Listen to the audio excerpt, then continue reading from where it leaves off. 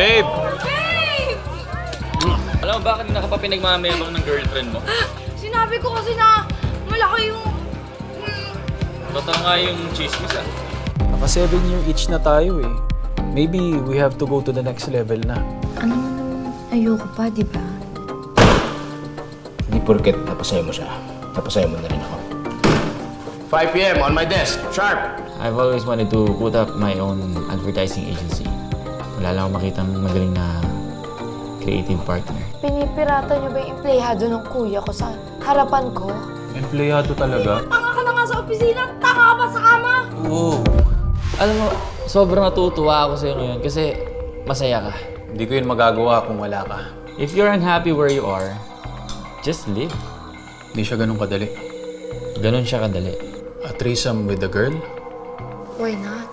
Mukhang napapasaya mo siya para tumagal kayo. May panalo namin yung account. Oh, good. Pero pitch ko yun ah. Rain will replace you as leader. Can you share us one of your award-winning ideas? Oo nga pala.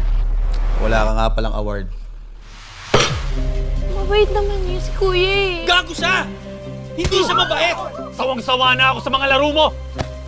Stop making excuses for that asshole! Admiring the view? Ang obvious ko ba? Hindi naman ako madama. Meaning? Hindi naman ako tanga. Ano ba ako sa'yo, ha? Ayun lang ba yung silbi ko sa'yo, ha? Lahat ng ginagawa ko para sa atin! Ang dami namin plano ni Easton para sa'yo. Bagay kayong dalawa. Magsama kayo, mga putang ina nyo!